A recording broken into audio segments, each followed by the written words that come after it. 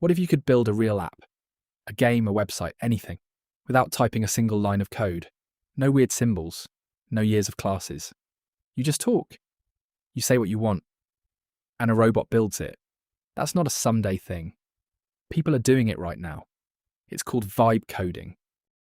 So what is vibe coding? Easy. Instead of learning a hard computer language, you describe what you want in plain English. The AI writes the real code for you. You just steer, like the captain of a spaceship. You don't push every button. You say, "Take us there," and the ship figures out how. The robot does the typing. You bring the idea. Here's where the name came from. On February 2nd, 2025, a famous AI scientist named Andrej Karpathy was building stuff with an AI. He noticed something funny. He was barely touching his keyboard. He was just talking to it. He said he'd give in to the vibes and almost forget the code was even there. His exact words: "I just see stuff, say stuff, run stuff, and copy-paste stuff, and it mostly works." And just like that, the name stuck. But why is everybody doing this now? Because the AI got really, really good. Tools like Cursor and Replit can build whole features, sometimes whole apps, with barely any help. So the hardest part of making an app isn't the typing anymore. It's the idea, the dreaming.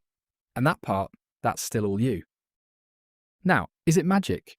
Does it always work? Nope. And this is the part nobody warns you about. The AI is like a super fast puppy that wants to make you happy so badly that it sometimes does the wrong thing. Ask it to save your game scores, and it might mix things up and crash the whole game.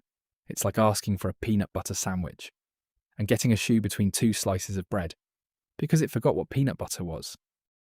So here's the secret that makes vibe coding actually work. You have to be a good boss. Before the robot builds anything, you tell it exactly what you want. Clear rules, clear steps, give it good directions, and it builds great stuff inside them.